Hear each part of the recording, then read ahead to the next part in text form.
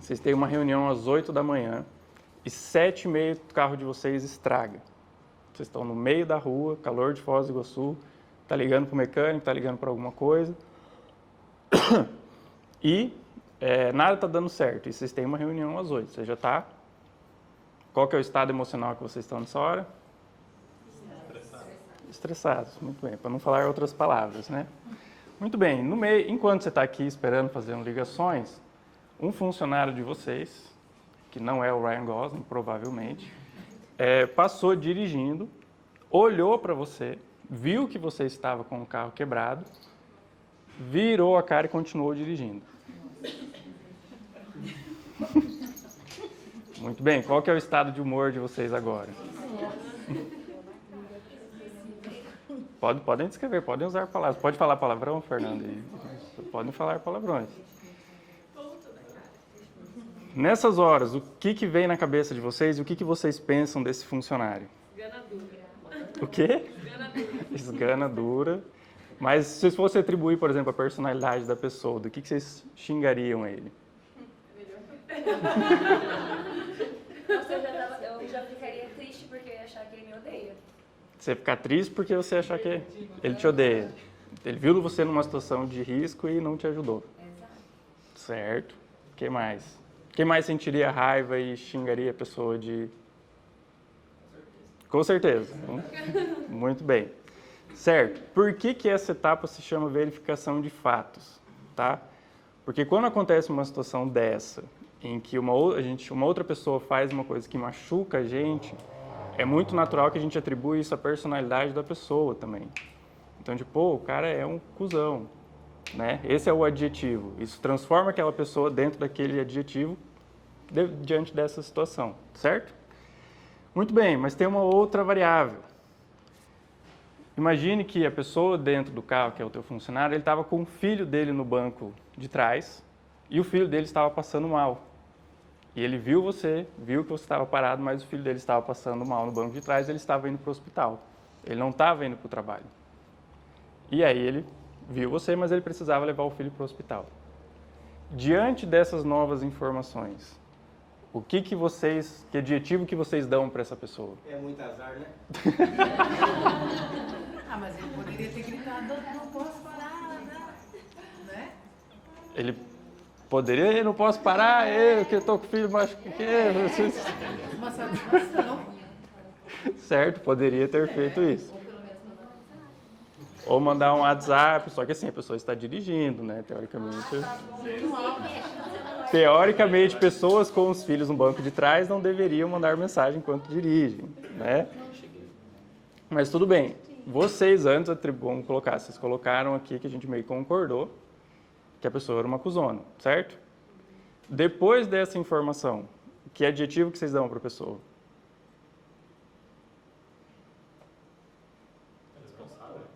Responsável? Ainda é cuzona? Cada um.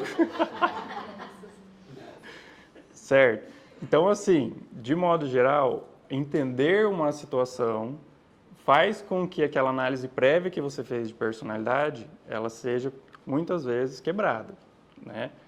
Por quê? De novo, a gente tem a teoria da atribuição que é para poupar tempo. Se eu conheço uma pessoa e eu já julgo que ela é de um jeito, eu não preciso pensar nisso de novo. Então, eu não preciso cansar, não gasto meu tempo. Quando a gente faz essa análise de situação, isso requer a gente verificar as coisas e perguntar o que aconteceu, entender o contexto, e isso dá trabalho, né? E aí, assim, só que é isso que eu vou tentar ensinar para vocês hoje, vou tentar trazer essa visão para vocês hoje. E tem essa frase que eu amo, eu acho que ela serve para quase todas as situações da vida, mas principalmente para relacionamento, tá? Que é, não é porque a gente está bravo que a gente está certo. Porque a raiva que a pessoa sentiu nessa situação, ela é totalmente legítima com as informações que ela tinha na hora. A situação ela não tinha todas as informações. E na grande maioria das vezes, a gente tem reações emocionais sem ter todas as informações. Então a ideia não é invalidar a raiva, mas a ideia não é porque eu estou com raiva que eu estou certo, porque a raiva está falando, vai lá xingar e brigar com aquela pessoa. Se eu escutar a raiva, eu estou cometendo uma injustiça considerando a situação. Faz sentido para vocês, gente? Alguém aqui já cometeu alguma injustiça por não ter todas as informações? Ninguém, né? Certo, muito bem. Lembre-se disso, porque essa é a base principal aqui de toda a aula. Muito bem. E que nem eu já tenho dito, tem o que a gente chama de avaros cognitivos, né? Buscamos maneiras de conservar a energia cognitiva e de simplificar a complexidade. Então, o que demanda mais? Chamar o amigo de cuzão ou levantar a hipótese do porquê que ele não parou para me ajudar? O que vocês acham que dá mais trabalho? Muito bem. Dizer que um funcionário é preguiçoso ou avaliar o contexto do erro? O que dá mais trabalho? Muito bem. E aí é por isso que normalmente a gente tende a não fazer isso. A gente tende a jogar o adjetivo. Beleza? Então, de novo, hoje a ideia é a gente quebrar esse processo. Tranquilos? Muito bem. Sorte para vocês, tem um checklist que ele foi desenvolvido justamente para isso. E aí eu quero sortear um de vocês, para vocês escolherem um erro de funcionário, para a gente preencher esse checklist juntos. Porque eu quero ir passando com vocês o passo a passo para ver se aquela pessoa que cometeu aquele erro, se é uma questão contextual ou se é uma questão da capacidade dela. Quem aqui topa dar um exemplo de algum erro de algum funcionário para a gente ir construindo? Temos uma pessoa. Qual que seria o seu erro? O erro do funcionário? Aconteceu um funcionário tentou acobertou o outro, Aham. certo? Então, os dois cometeram um erro com um determinado cliente, porque um queria acobertar o outro, esse mais novo, recente na empresa, o outro mais antigo. Uhum. Para ele não jogar a culpa nesse funcionário, ele tentou burlar ali ou não falar ou explicar certinho o que tinha acontecido, porque o cliente estava presente, e virou uma grande situação depois. Uhum. Porque até então, o que aconteceu?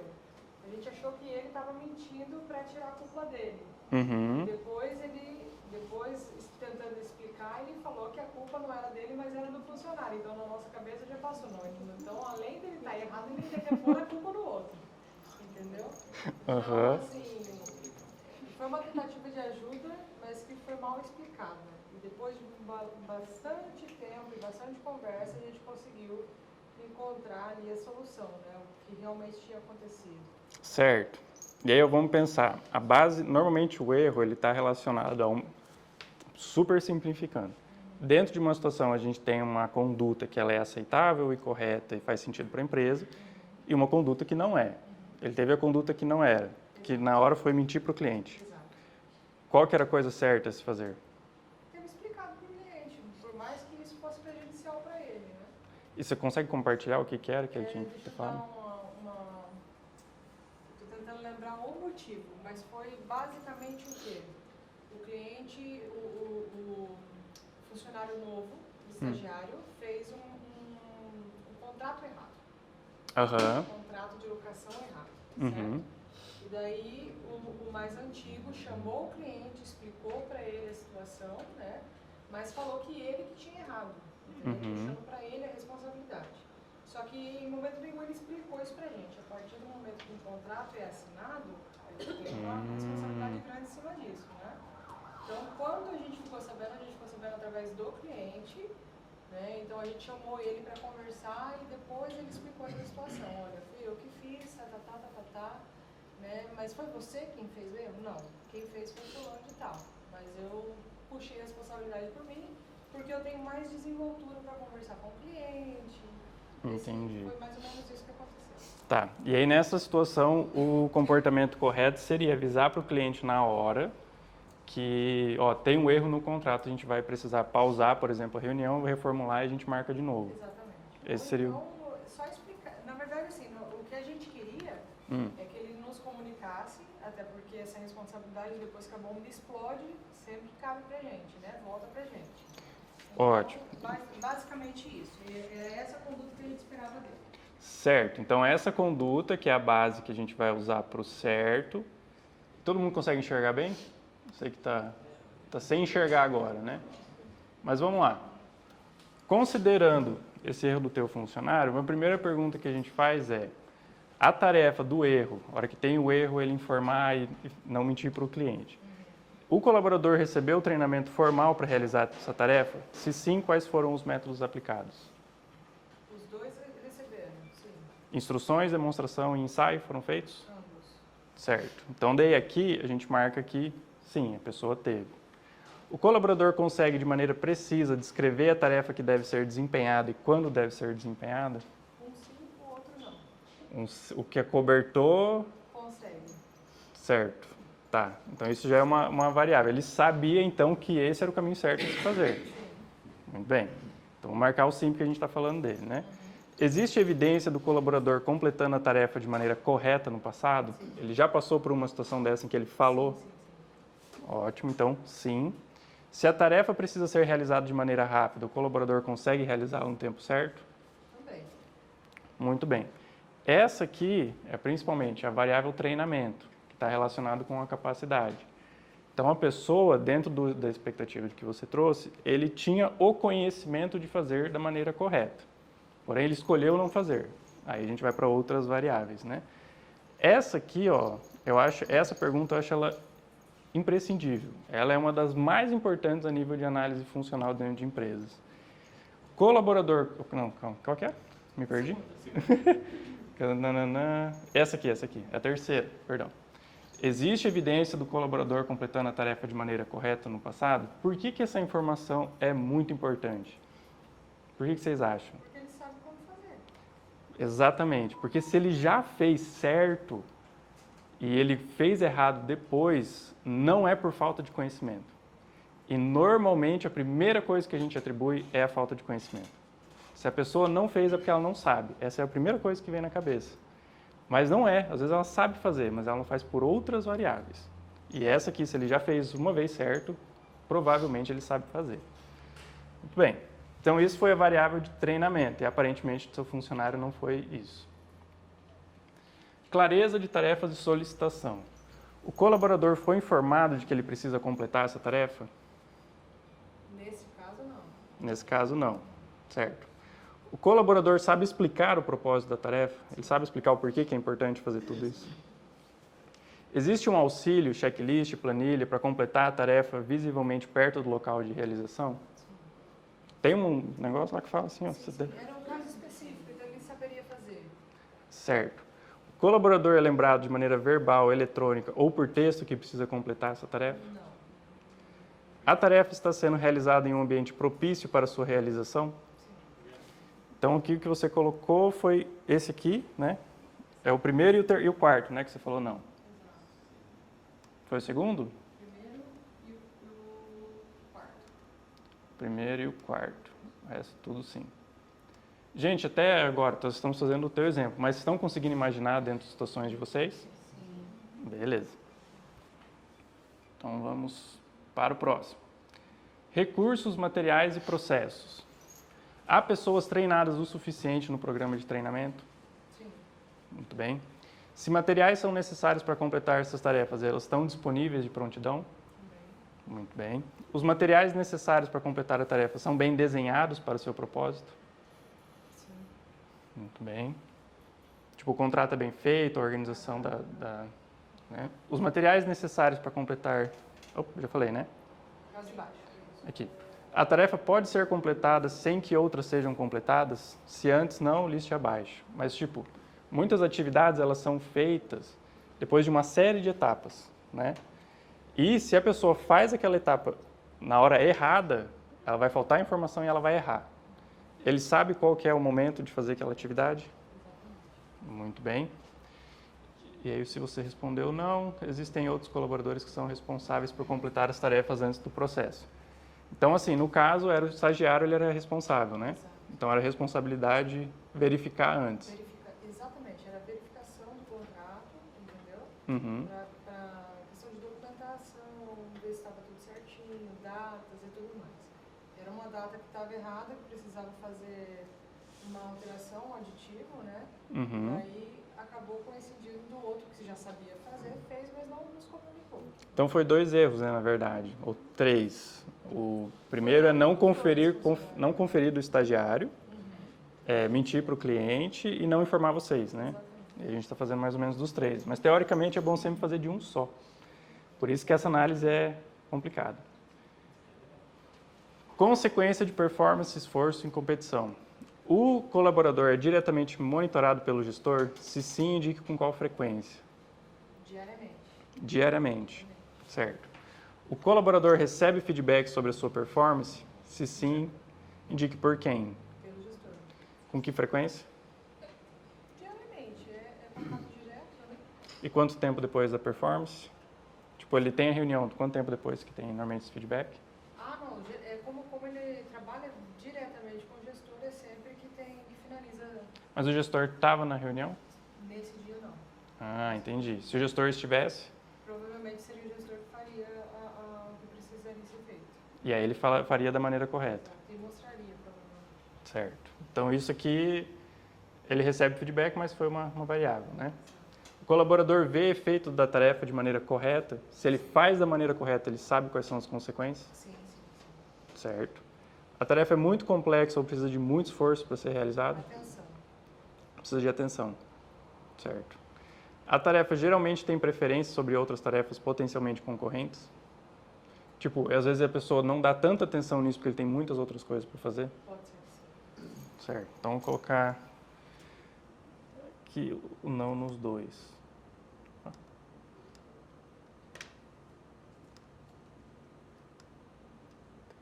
Tá. Muito bem. Ó, o que você me trouxe, né? Foram duas variáveis em relação à clareza da tarefa, então sobre o que fazer, e está mais claro para ele, e da questão da consequência, né? O porquê que ele tem que fazer aquilo. E aqui é o que a gente fala das coisas importantes, né? Quando tem problema de clareza de tarefas, às vezes tem que aumentar a clareza justamente, de ter um checklist. O Nicolas sempre gosta de dar esse exemplo, acho que é do cirurgião, né, Nicolas? Que os caras no hospital fizeram um teste em que eles colocaram um checklist de todas as coisas que precisam bater, tá pronta antes de fazer uma cirurgia para diminuir o número de erros na hora de fazer a própria cirurgia. E só de ter um checklist que eles tinham que ir lá bater e já diminuiu em 50%, não sei quantos por cento o número de erros. O que acontece? Quando a gente trabalha muito com uma mesma coisa, com o tempo a gente já nem quer fazer checklist porque a gente já sabe de cabeça, mas as coisas passam.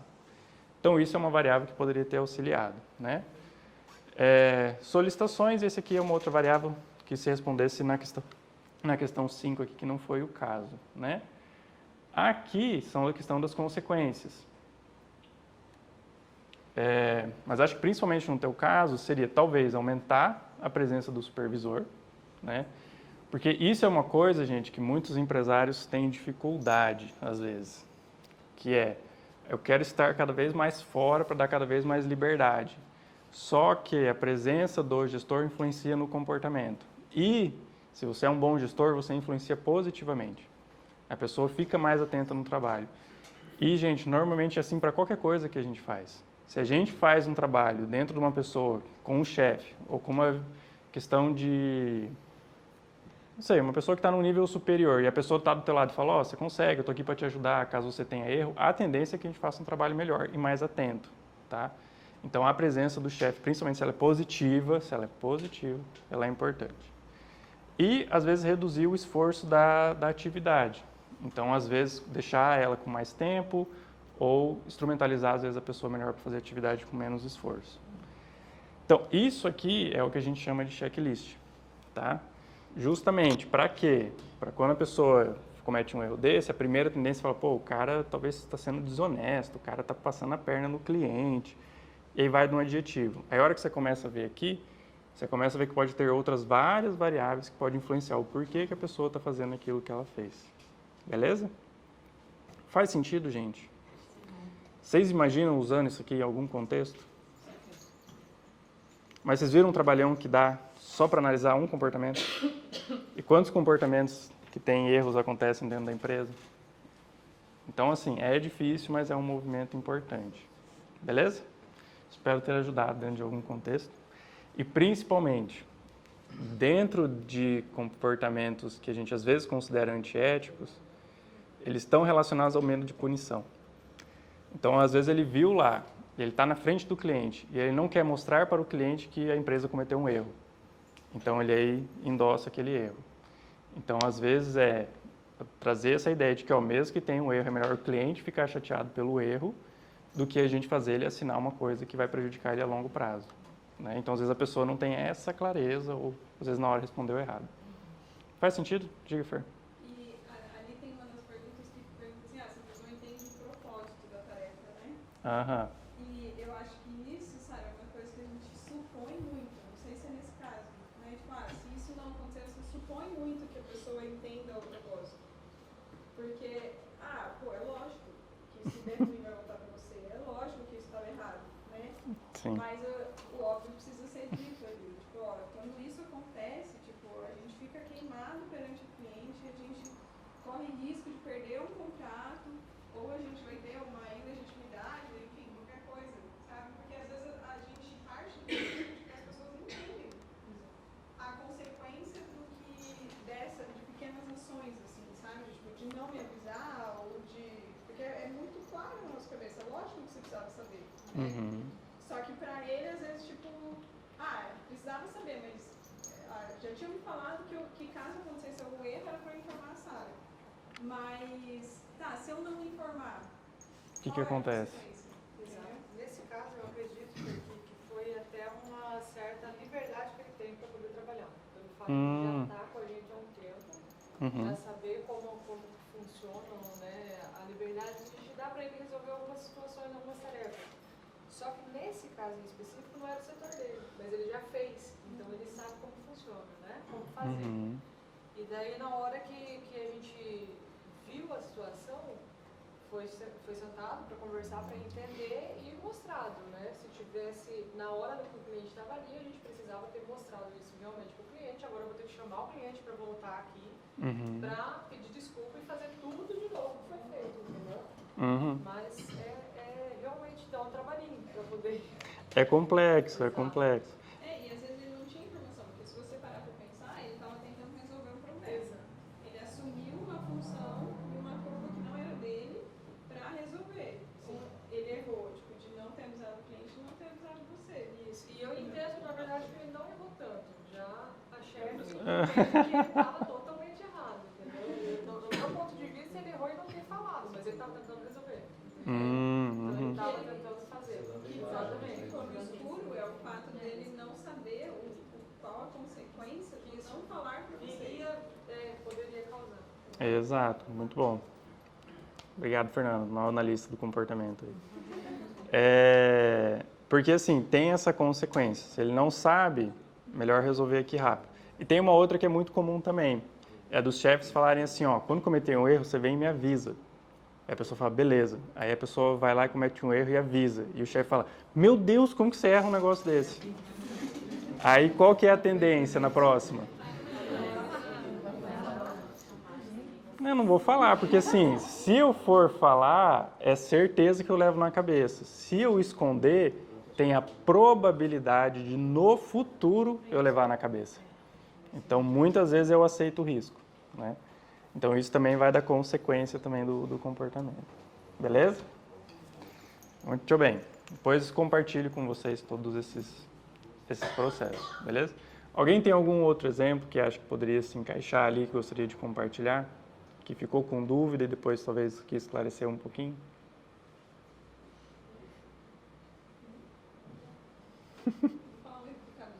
Pode falar. O Gustavo está aqui já, o Gustavo pode falar também. Muito bem. Por que, gente, que é importante de fazer essas análises, tá? E aqui eu vou fazer um exercício com vocês, que foi o que eu fiz com a NK. Quando a gente fala da questão de culpa, né, e a gente está falando de não fazer isso, só que é importante a gente estabelecer de quem que é a responsabilidade, certo? Quem que é responsável por tal processo funcionar bem? E dentro da pessoa, o funcionário está dentro de uma empresa, tudo que ele produz, né, que é a saída aqui, está dentro de um contexto geral, certo? Está dentro do que o funcionário representa, está dentro do que ele recebe de instrução e de material e de tudo. Tem o que ele produz, tem o que acontece com ele quando ele produz, né? E tem o feedback, muitas vezes, que a pessoa pode receber ou não. E tudo isso vai influenciar no comportamento e no desempenho do funcionário. E essas coisas a gente vai chamando, primeiro, especificações de desempenho, que vai influenciar a saída, ou seja, ele sabe o que vai ser feito, o que ele precisa produzir, com que capacidade, com que tecnologia. O suporte de tarefa, ele tem as questões necessárias para fazer a tarefa, fica claro quando que ele precisa fazer aquela tarefa. As consequências, quando ele faz aquela tarefa, aquele comportamento ali a gente chama, ele é reforçado, a tendência da pessoa quando ele faz, ele sente que vale a pena fazer de novo. Ele tem o feedback, porque assim, o Fer trouxe esse exemplo do óbvio, né? Às vezes você vai, e isso é uma coisa que, de novo, nosso cérebro evolutivo ensinou a gente a identificar erros com muita facilidade. Por quê? Porque identificar erros tem relação com sobrevivência, né? Se a gente está fazendo cagada ali na mata, ali, alguém não pode fazer cagada, senão a gente vai morrer. Só que a gente não tem a tendência a explicar a maneira certa de fazer. Então, se você vai numa reunião, você vai ver um funcionário teu trabalhando, você consegue identificar os erros. E, às vezes, muitas vezes, o porquê que ele errou, mas você não consegue identificar muito bem o porquê que ele está acertando. O que ele está fazendo certo, né? Como que ele está fazendo certo. Muitas vezes, quando eu peço para os chefes descreverem quando a pessoa acerta, porquê e como, eles não sabem descrever. Eles sabem explicar os erros, mas eles não sabem descrever como que a pessoa acerta. O que é um funcionário bom. E se a pessoa não sabe o que é um funcionário bom e não sabe descrever isso, ela não consegue falar para a pessoa quando que ela está acertando. E aí a pessoa deduz. Ah, isso aqui que eu faço é bom, dá certo, mas ele não sabe o porquê, então ele vai tentando e errando. Então o feedback é essencial dentro das empresas por causa disso.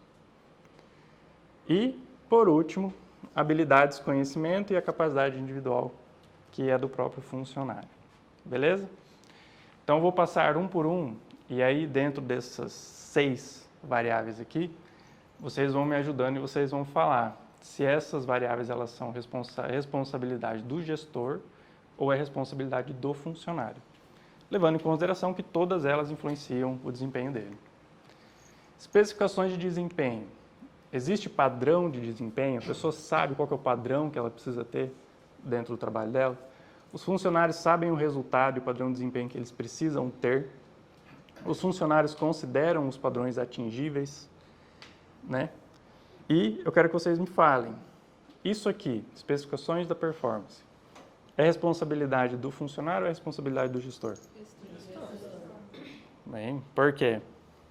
Porque ele que tem que mapear isso, para passar para o funcionário dele. Uhum. E se ele não faz isso, o que acontece? O funcionário fica perdido. Ou faz do jeito dele. Muito bem. Todos vocês sentem que têm essas respostas bem claras dentro dos processos de vocês de maneira interna? Não. Eu gosto quando tem umas pessoas sinceras assim nessas palestras. Muito bem. Se as pessoas não sabem o que são esperadas, muitas vezes acontecem esses erros. Então, problemas comuns. A meta é dobrar a meta, né? Exatamente. Eu ia botar a citação aqui, mas acabei esquecendo. Então, assim, os funcionários consideram os padrões atingíveis. Assim, o que acontece muitas vezes? Ah, beleza, você tem que fazer tal coisa. Ah, mas quantos que eu preciso fazer e com que qualidade? Nenhum funcionário pergunta isso diretamente, mas muitas vezes eles querem saber isso. Eles falam, faz tudo que você conseguir.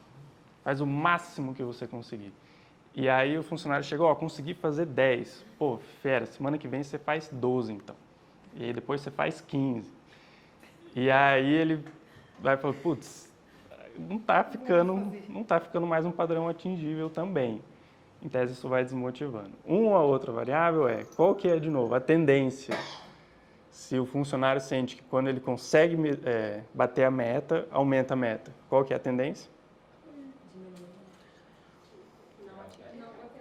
Não bater a meta. Ou ficar o mês inteiro segurando alguns resultados para no final do mês bater a meta, faltando isso aqui, para mostrar que, esse aqui é o meu máximo, não adianta pedir mais. Tá? E, gente, isso não é falta de ética. Isso é comportamento humano mesmo. E eu falo para vocês que se vocês fossem funcionários, vocês iam fazer exatamente a mesma coisa. Tá?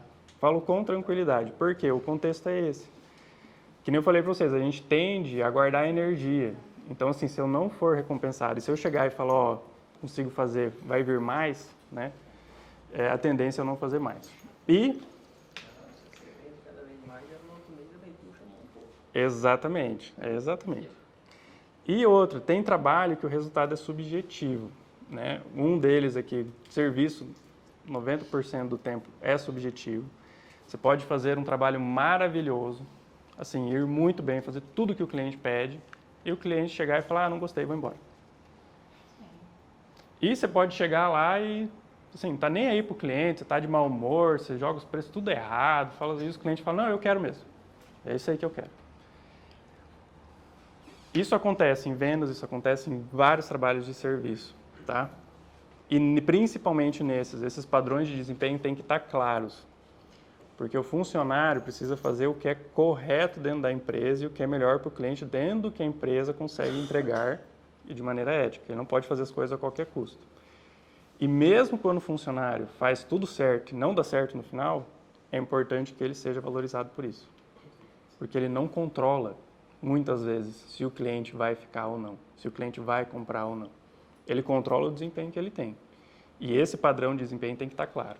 Se às vezes o chefe fala, ó, você tem que ter resultado a qualquer custo, ixi, aí vai tentativa e erro, aí vai, às vezes, comportamentos que são antiéticos, e aí vai todas essas outras coisas. Beleza? Faz sentido para vocês, gente? Conseguem pensar em algum exemplo na vida de vocês que isso pode ter acontecido? Não, só faz sentido mesmo. Então tá bom. Muito bem. Então vocês falaram. Esse aqui é a responsabilidade da gestão. Suporte de tarefa. O funcionário consegue facilmente reconhecer o que é para fazer? A tarefa consegue ser feita sem interferência de outras tarefas? Os procedimentos e fluxos de trabalho, eles são lógicos? Existem recursos adequados disponíveis para o desempenho? Tempo, equipamento, pessoas e informação? Isso aqui, vocês acham que é responsabilidade de quem? Bem, por quê? Ele tem que deixar claro as coisas como elas devem ser feitas. Uhum. Ela não vai conseguir fazer uma tarefa se não tiver, se ele não entender o que está fazendo. Uhum. Se não ficar claro qual que é a função dele. Certo. Se não ficar claro, se não tiver recursos. Procedimentos e fluxo de trabalho. Quem que é responsável por fazer isso? Muito bem. E os procedimentos e os fluxos de trabalho de vocês acham que são claros, são bem organizados? Mais ou menos.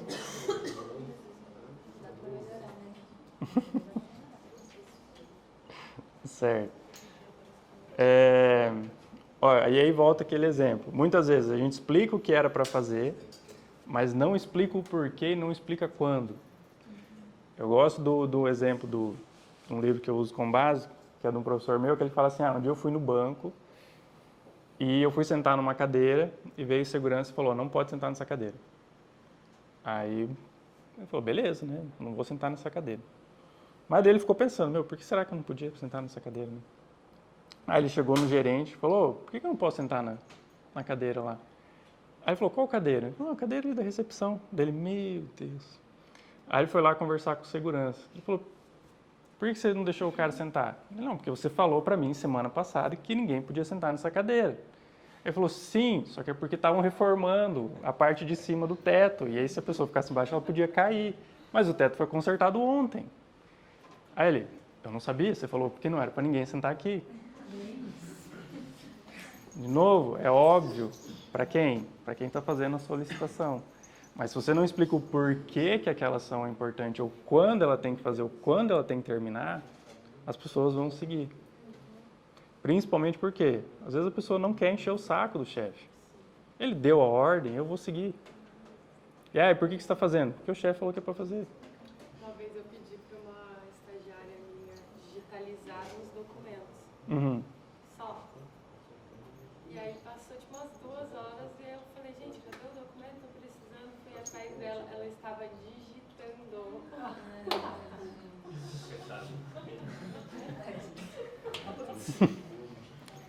Muito bem. Daí, lógico que eu entendi que eu não expliquei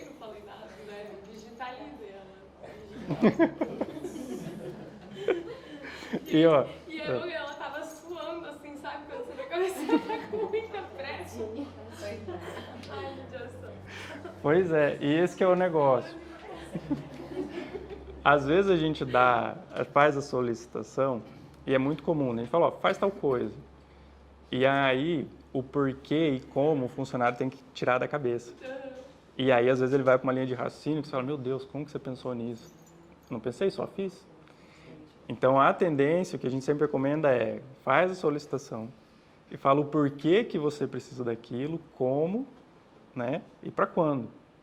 Então, você fala, eu preciso que você escaneie porque eu preciso enviar essas cópias para um gestor às 4 horas da tarde porque ele precisa dessas informações para ontem. Então, daí provavelmente ela vai pensar, putz, mas digitar vai levar muito tempo, digitalizar, né? Ela falou, mas vai dar tempo? Não vai dar tempo. Então, e aí eu começo a coletar mais informações, né? E muitas vezes os funcionários fingem que entendem as solicitações, porque não querem perguntar, porque às vezes o chefe não tem a tendência de explicar o porquê que está pedindo aquilo. Muitas vezes o chefe fala assim, mas aí você não precisa saber. Assim, não, é só fazer, você não precisa saber, só faz. O que você ensina para o funcionário daí? Que não é para perguntar, se não tem dúvida, que não é para pensar. Se mudar o contexto, ele vai continuar fazendo porque você mandou ele fazer. Se o cara lá falou assim, ó, não deixa ninguém sentar, mas por quê? Só não deixa ninguém sentar. Pessoal, o cara tá errado para depois de 3 semanas ele não deixar ninguém sentar? Não tá, né? Muito bem, então todo mundo concorda que isso aqui é responsabilidade da gestão, certo? Muito bem. E um outro tudo é prioridade. Não importa, gente, na vida, seja os valores de vocês, as coisas que são importantes para vocês, isso é uma coisa que eu falo na clínica sempre. Tem um exercício que eu gosto de fazer, que a gente pega todos os valores da pessoa, e a pessoa tem que colocar de 0 a 10 o quanto aquele valor é importante para ela. E muita gente, e aí tem lá amizade, família, relacionamento amoroso, filhos, lazer, educação, trabalho, ela coloca 10 em tudo. Aí eu falo, tá errado. Tá errado. Não tem como, não acontece. A gente não se importa com as mesmas coisas no mesmo nível. A gente tem dificuldade de admitir que às vezes a gente gosta mais dos amigos do que do trabalho ou do lazer. Eu ia falar da esposa, mas esse é um exemplo ruim. Mas assim... Mas, gente, é verdade. Os valores têm níveis diferentes. E dentro da empresa, as atividades também têm níveis de prioridade diferentes. Tem coisas que se não fizer certo, o cliente vai embora, a empresa fecha. Tem coisas que se não fizer certo, é ruim, mas não é tão ruim assim. Só que, dependendo de como as informações são passadas, parece que tudo é prioridade. Tudo é prioridade. E se não explica o porquê que é mais importante e o porquê que é mais importante, a pessoa não raciocina dentro da empresa, não consegue criar esse nível de prioridade e ele acaba cometendo erros que depois todo mundo fica bravo. Beleza? Então, explicar o porquê da importância é também explicar o nível de prioridade. Tipo, no teu caso lá, o quão importante era aquilo lá, naquele momento, de pedir para ela escanear. Era um prazo, era bem importante. Certo. Bem importante. Porque assim, e aí eu fico pensando, digitar. Você acha que ela confundiu ou ela achou que você precisava das informações digitadas? Ela achou que eu precisava das informações digitadas. E por que ela acharia isso? Ela tinha bem pouca experiência, assim, deveria ter feito um acompanhamento ali mais de perto nas tarefas e tal. Uhum. Mas ela era novinha, nunca tinha trabalhado, não tinha mesmo um know-how de informações, assim, pra... Porque às vezes tem situações em que você precisa das informações digitadas mesmo. Não sei se no teu trabalho. Não, tem sim. E aí ela deduziu que era. Pode ser, mas acho que era bem no começo, assim. Justo. O interessante é checar também o que a pessoa entendeu da tarefa, mesmo explicando o que é para fazer, o porquê, o quando, checar o que entendeu. Uhum. O que a gente faz lá na empresa, por exemplo, se a gente tem os processos ali dentro de um gerenciador de processos e tarefas, né? Então as coisas estão escritas ali. Às vezes a gente coloca, a gente acha que tá fácil para entender o que é para fazer, acha que tá tudo certinho ali o procedimento, mas mesmo assim acontece um erro. Aí a gente chama a pessoa, pergunta, o que você entendeu dessa tarefa? Na tarefa, daí a pessoa fala, e muitas vezes faz sentido o que ela entendeu pelo que ela fez, que foi o caso desse outro exemplo, né? E aí nisso é o ponto que a gente pode melhorar o nosso processo. Então se você entendeu disso que não tá errado, né, pelo que você entendeu, a gente tem que ter mais clareza na hora de passar essa informação, daí a gente já faz alguma coisa de melhoria no fluxo. Ótimo. Isso é uma ótima atividade, porque até a nível acadêmico, o pessoal sempre faz avaliação entre pares de um artigo, ou vai fazer uma qualificação, sempre chama de pessoas de fora. Por quê? Quem está ali toda hora pensando naquilo ali, você pode até estar faltando parágrafos de lógica, mas você já sabe que uma coisa conecta na outra. Para você está óbvio o fluxo. Para quem está lendo, então assim, tem que escrever do nível mais básico. Estava fazendo um exercício aqui com o pessoal do assistente de consultoria, que era eles me falarem o que eles precisam fazer no dia a dia, cada comportamento. Então tinha uma situação, tinha uma ação e tinha um resultado que eles precisavam produzir. E aí às vezes eles falavam assim, daí depois disso, nossa ação é lançar, lançar faturamento. Aí eu, mas o que significa lançar faturamento? Aí eles, não, você pega o negócio, aí você vai lá e coloca na aba, aí você entra na aba, daí você coloca na céu. Não lembro mais se é assim, tá? Mas assim, para eles era óbvio. E até falei para eles, não tem problema que seja óbvio para vocês, mas vocês precisam concordar nesse óbvio, que eu vou documentar desse jeito. Aí eles, não, beleza. Então, assim, essa confirmação ela é importante sempre. E um ponto, uma coisa que estressa muito o ser humano, que é também do cérebro evolutivo, é quando a gente não é compreendido, qual que é a nossa tendência? Se irritar. Crianças normalmente estão muito bravas no dia a dia porque elas querem falar e comunicar alguma coisa e não conseguem. E aí elas ficam bravas. A gente também é assim. Então, se a gente explica e a pessoa fala, não entendi, aí a gente já... Se vocês fazem isso, qual que é a tendência do funcionário? Não vou falar que não entendi. Vou lá de novo. Por quê? Se eu falar que não entendi, a pessoa vai ficar brava. É certo que ela vai ficar brava comigo na hora. Ou Se então eu... também pegar e fazer junto com ele, mostrar Ótimo. na prática, né? E eu sempre falo, se puder, grava vídeo para depois a pessoa poder assistir o vídeo de novo, sabe? Não tem problema. Eu sempre gosto de recomendar de ter um material em que quando a pessoa tem uma dúvida, ela pode tirar a dúvida no material. Se ela não entender o material, daí ela conversa com o chefe. Lá a gente tem, assim, a gente ensina, né? Aí, tipo, aconteceu um episódio, vem cá. Daí vem olhar como que faz. A próxima vez, ela faz sozinha. Muitas vezes, eu tenho insegurança. Não, pode fazer, eu tô aqui do teu lado. Se der alguma coisa de errado, a gente volta e faz de novo. E é assim que a gente faz. Ótimo. Isso normalmente é uma boa prática mesmo, porque daí consegue dar o feedback logo na hora, né? Lá na empresa a gente faz isso e faz por escrito. Então, tipo, a primeira pessoa vai lá e escreveu o POP, lá o procedimento. Aí, por exemplo, entrou uma pessoa nova hoje. Daí, a que passou, hoje eu não preciso passar, né? Algumas coisas que já tem escrito.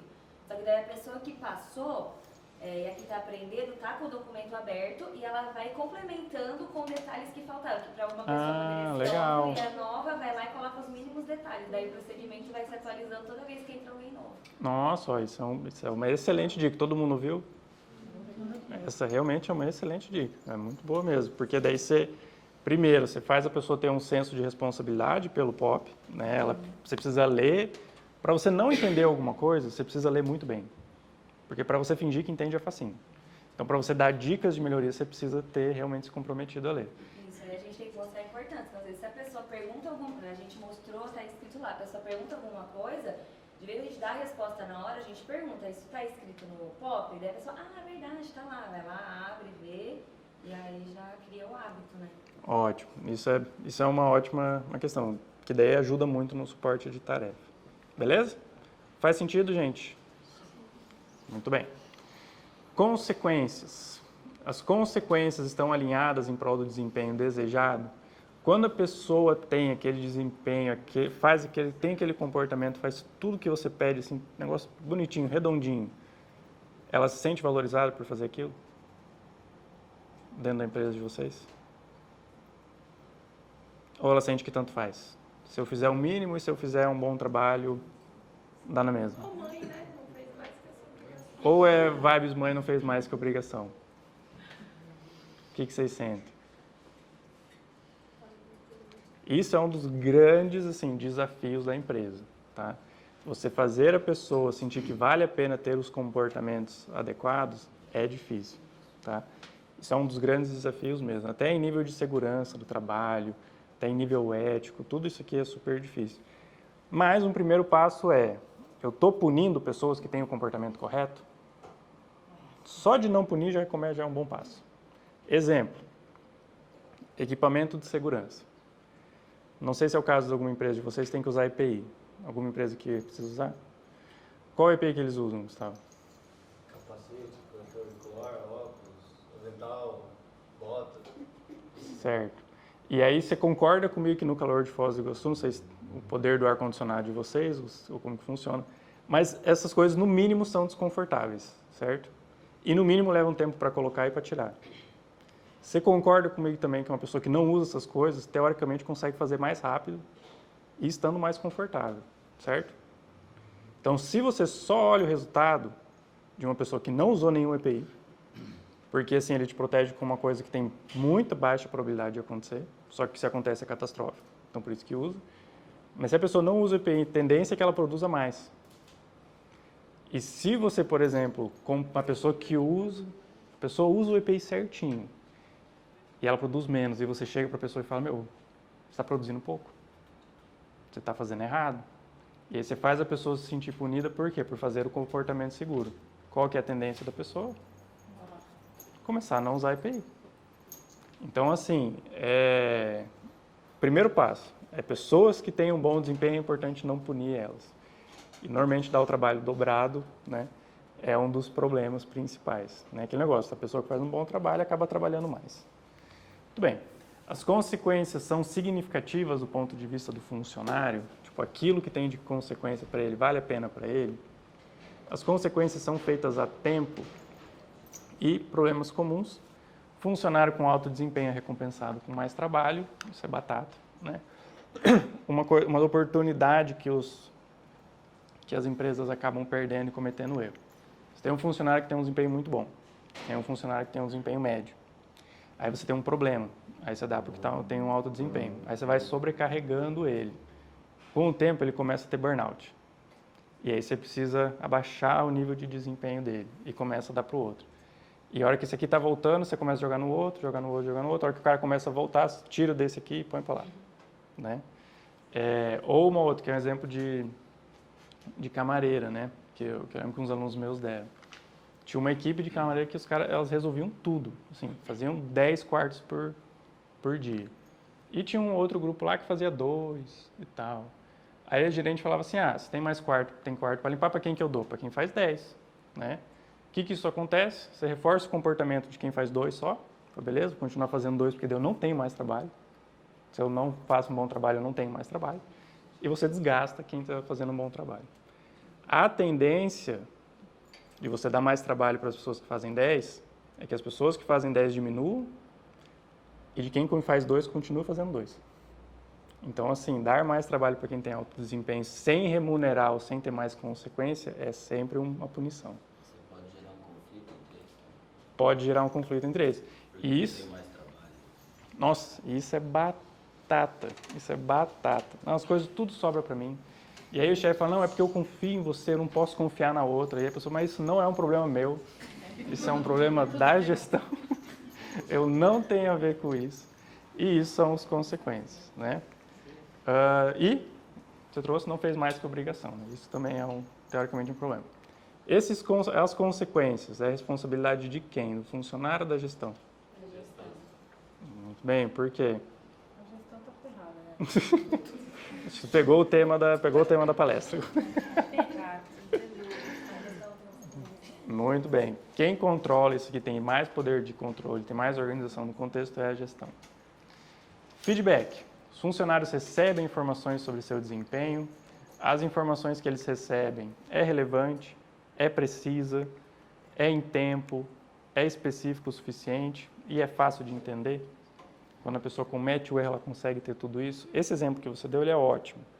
Porque se você está junto fazendo uma simulação, você consegue, na hora, Dá um feedback relevante, preciso, em tempo, específico e fácil de entender. Ó, você fez isso aqui, agora você fazer isso aqui. Qual que é o oposto disso? Uma vez por mês ou a cada 6 meses, você chegar para o teu funcionário e falar assim, ó, os últimos 6 meses, acho que você foi meio preguiçoso.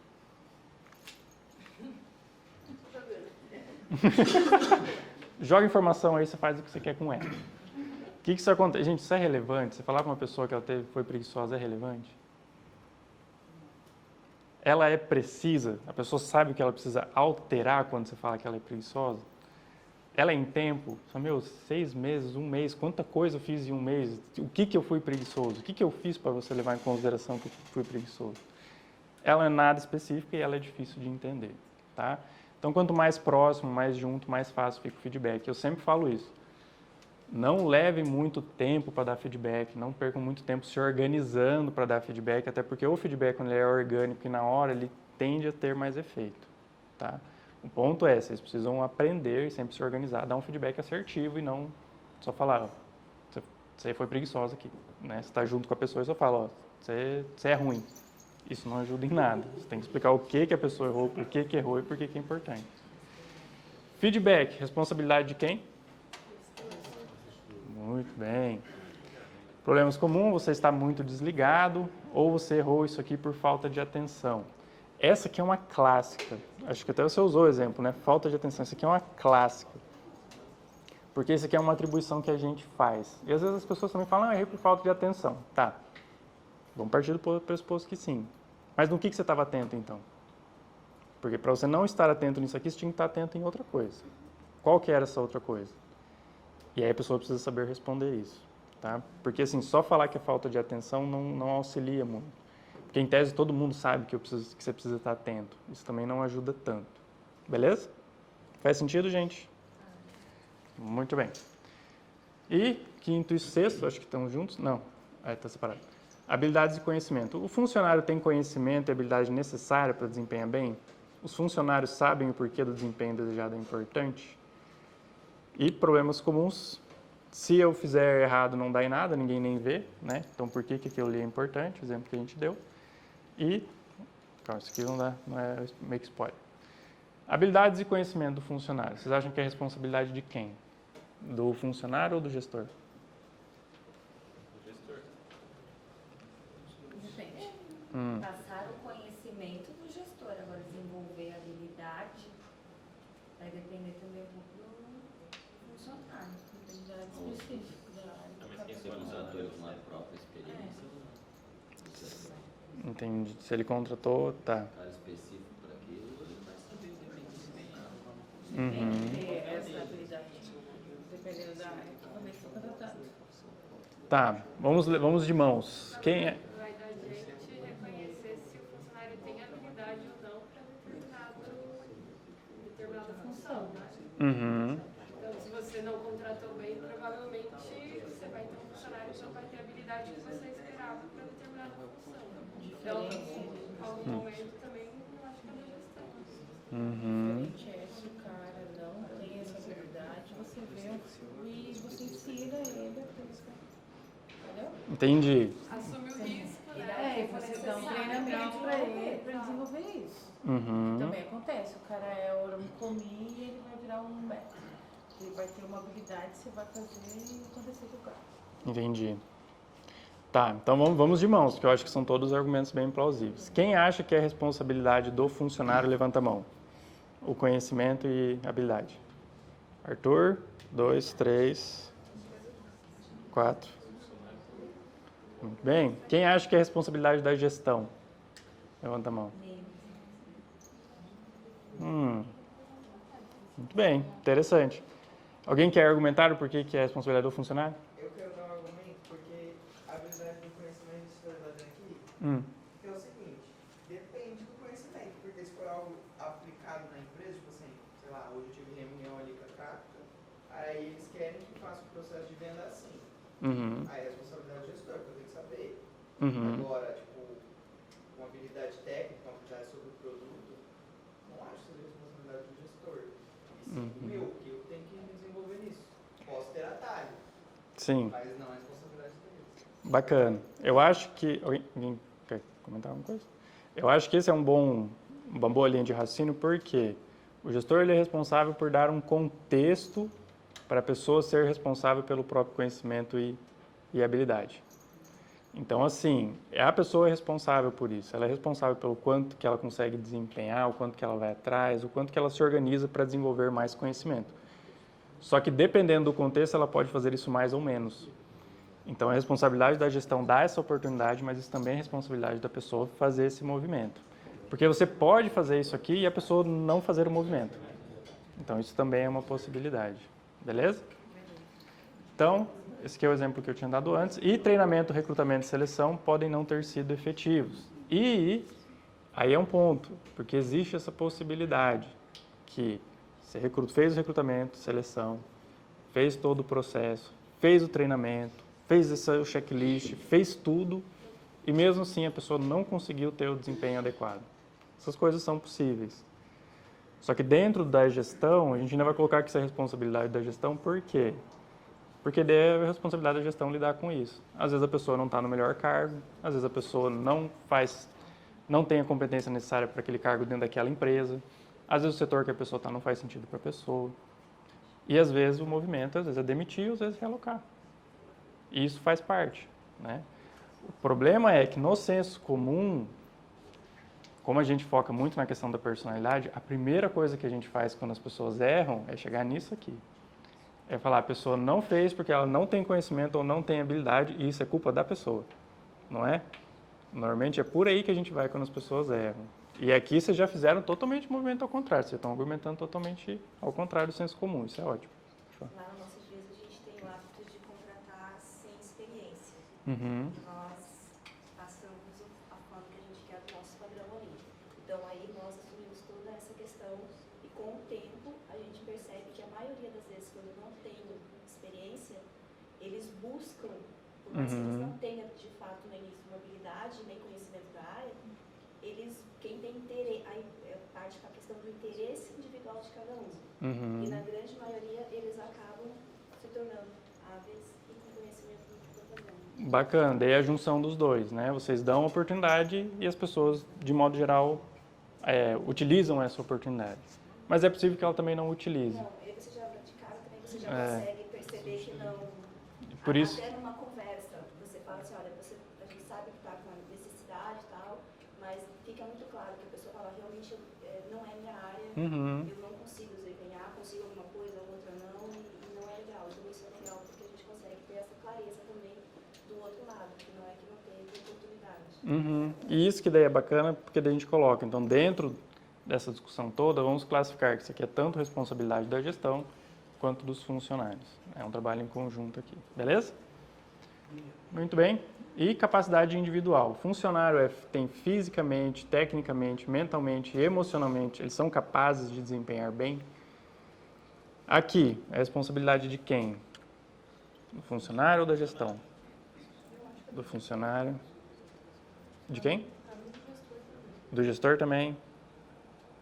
O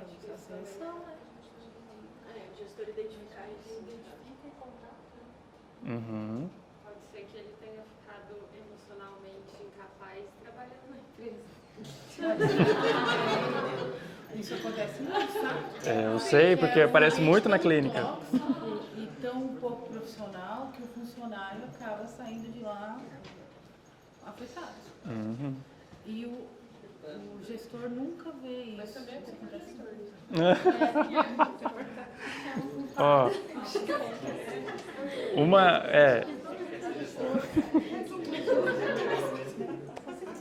a Fernanda avisou vocês. No início da palestra ela avisou. E uma maneira de enxergar isso é, estatisticamente falando, você tem muito mais chance de ter burnout sendo banqueiro. Eu fiquei surpreso quando li. Mas quem trabalha no banco confirma isso bem. E enfermeiro. E hotelaria? Oi? Hotelaria não? Hotelaria não estava entre os principais. E aí você pergunta, essas pessoas, estatisticamente, elas têm mais burnout, elas cansam mais, adoecem mais. É por causa da personalidade delas ou é por causa do contexto? Muito provável, vamos colocar que é do contexto. Então, vamos colocar que não é só da gestão, mas é do ramo que a pessoa está. E o ramo que a pessoa está sempre influencia também. Tem ramos que são mais propensos a adoecer e tem ramos que não. Isso é fato. Muito bem, então, tem relação com a responsabilidade da gestão. Mas a pessoa tem responsabilidade aqui ou não? Certo. A pessoa também é importante que ela se regule, que ela durma bem, que ela tenha um equilíbrio dentro da vida dela para ela conseguir fazer essas coisas também. Né? Pode ter uma empresa que dê tudo isso aqui e a vida pessoal da pessoa ser, né, um Deus dará aí e fica difícil mesmo da empresa se organizar. Que você falou, tanto que a legislação ela diz que nenhum médico psiquiatra ele pode dar atestado de burnout sem antes verificar o contexto de trabalho do funcionário e o histórico de trabalho do funcionário. Porque às vezes o funcionário ele vem já naquela carga e na empresa atual que ele está, basta acontecer alguma coisa e ele chega no seu limite. Então, como o burnout ele é mais complexo do que as pessoas acham, então nenhum médico psiquiatra ele pode atestar o burnout sem antes verificar as condições de trabalho. Ah, interessante. Eu não sabia dessa lei, mas eu sei que é sempre uma burocracia complexa dessa. Porque, assim, é muito difícil você estabelecer causa quando a gente fala de transtorno. Né? Tipo, por que a pessoa teve depressão? Por causa de uma coisa. Não. E o burnout também não. E aí, só querendo ou não, a empresa normalmente, principalmente em empresas que estão num ramo em que as pessoas adoecem com facilidade, elas também têm todo um equiparo jurídico para sempre argumentar que a pessoa já veio com problemas para o trabalho. Então, isso tem essa análise mais profunda do médico antes dele diagnosticar. Não é uma coisa trivial, não é uma coisa trivial mesmo. Muito bem, aí problemas comuns, funcionário não se cuida para ter um bom desempenho, isso pode acontecer. E às vezes o funcionário não é capaz o suficiente para o cargo. Eu falo com tranquilidade porque muito do meu trabalho, como consultor ou às vezes estava dando aula, às vezes fazer uma descrição de cargo de uma coisa que assim, eu não tenho capacidade nenhuma de fazer. As coisas que o pessoal aqui mexe nas planilhas, meu Deus, me dá dor de cabeça só de olhar. A Fernanda tem dor de cabeça quando ela vê as minhas planilhas, mas isso também é verdade por contrário. Porque assim, eu não tenho essa capacidade analítica que eles têm, essa velocidade de usar atalho. Meu Deus do céu, não consigo. Eu uso o Ctrl+C e olha lá ainda. Então assim, eu uma pessoa que demoraria muito para desenvolver essa capacidade ao ponto de não valer a pena para a empresa. Eu tenho certeza absoluta disso. E isso muitas vezes acontece dentro da empresa. Eu parto do pressuposto, sendo psicólogo, que todo mundo consegue aprender qualquer coisa. Porque senão eu não tinha profissão. Se eu não acredito que as pessoas podem alterar comportamento, não tem para que eu trabalhar. Mas tem algumas alterações que demandam muito, tanto do contexto quanto da própria pessoa, e aí não vale a pena para nenhum dos dois. E aí essa análise é sempre importante de fazer também. Beleza? E aqui é a última imagem só com todas as informações para vocês. Disponibilizo, não sei aonde depois para vocês, os slides e o checklist para vocês usarem do jeito que vocês acharem mais interessantes. E, é verdade, e essa última variável. Porque normalmente a gente avaliou todas essas coisas aqui que influenciam no desempenho, né? E a motivação da pessoa? Não influencia se a pessoa desempenha bem ou não? Bem, dentro dessa perspectiva, e eu gosto muito dessa análise, que é de um livro, de uns autores lá de 1985, o livro tem 650 páginas. E lá na página 250 eles usam essa argumentação. Ele fala assim, as pessoas normalmente nos corrigem dizendo que esquecemos o principal fator da performance, a motivação. Nós concordamos que a motivação é importante, mas nós a classificamos como um sintoma. Se a pessoa é capaz, ela foi treinada, ela tem as especificações de performance bem delimitadas, ela tem suporte de tarefa, tem consequência, tem feedback, ela vai estar motivada. E essa análise eu sempre acho ela muito boa para os gestores, por quê? Porque é isso que vocês controlam. Vocês têm controle em tese dessas coisas. É difícil, mas vocês têm. A motivação vocês não têm. Motivação vocês não têm nem de vocês mesmos, porque ninguém tem capacidade de alterar a motivação quando quer. A gente não escolhe isso. A gente não escolhe estar mais motivado num dia, escolhe estar menos motivado no outro. A gente pode mexer no contexto, mexer em algumas coisas para aumentar a chance de ficar motivado. Mas motivação ninguém controla. Por isso que a gente classifica como um sintoma. Beleza? Mas dependendo do contexto, a pessoa pode estar mais ou menos motivada. Faz sentido para vocês? Muito bem. Por último, eu sempre gosto de usar essa frase: a melhor maneira de comandar uma organização é também a melhor maneira de tratar as pessoas. E é isso. Muito obrigado.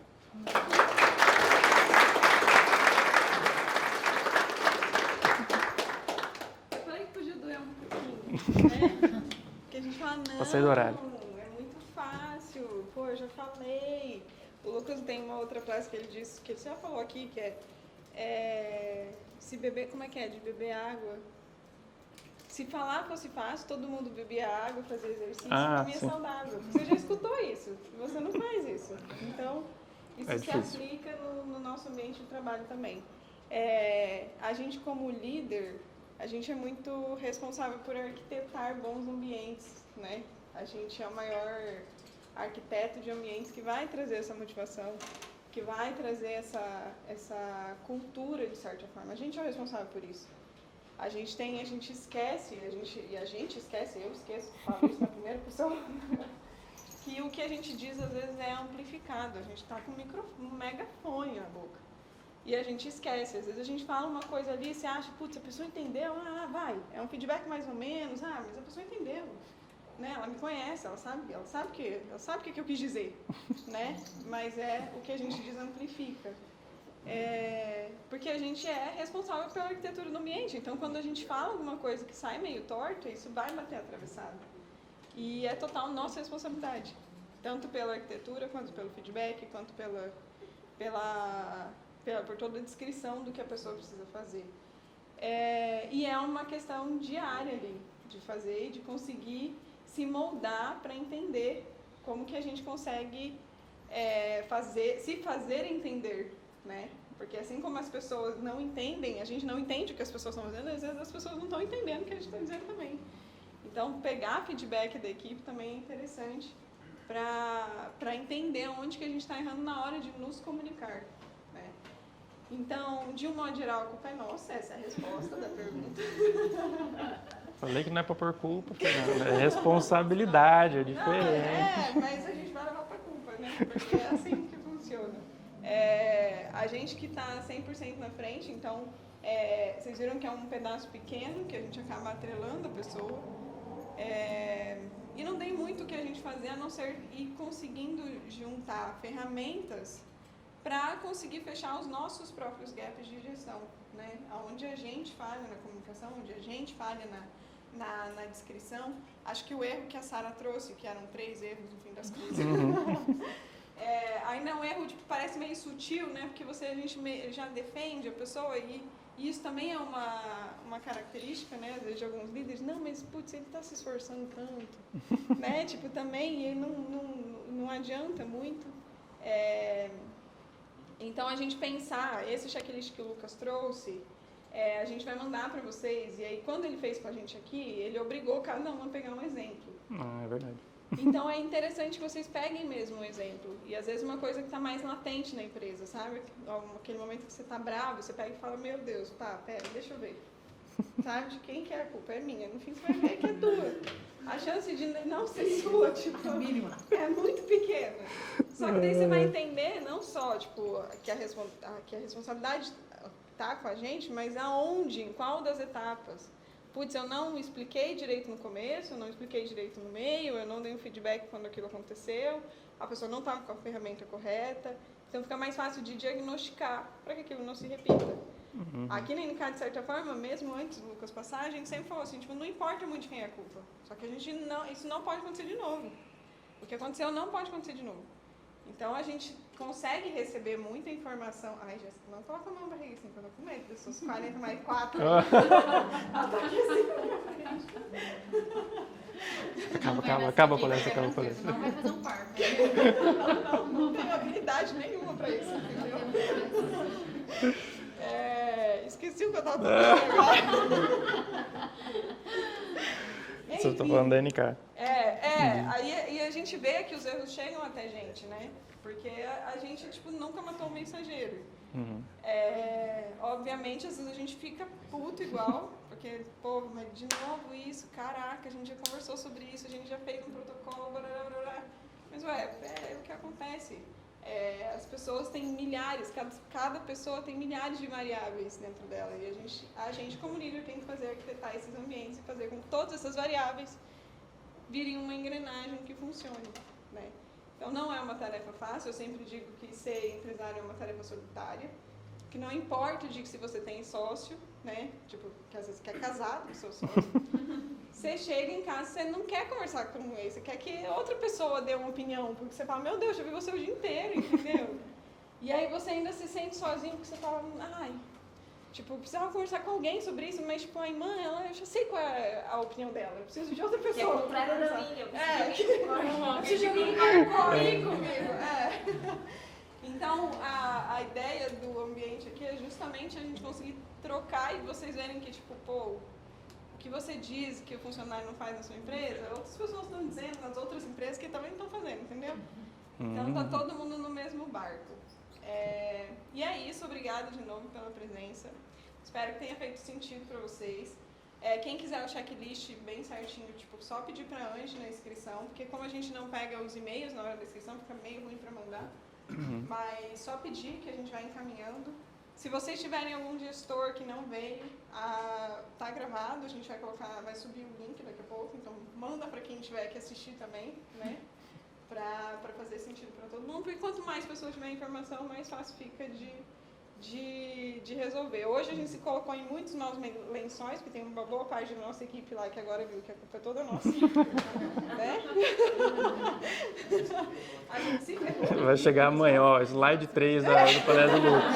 Ó, é isso aqui que tá faltando. É isso aqui que tá faltando. Mas a transparência vai ver que, tipo, quem tá, acho que é bom, porque vem que quem tá do lado de cá também, às vezes, não sabe o que tá fazendo, entendeu? Ah, sim. Então, e a gente tem que estar aqui para construir e dar o melhor que a gente tem, no fim das contas. Não é mesmo? Então é isso, obrigada. Só mais. Ó.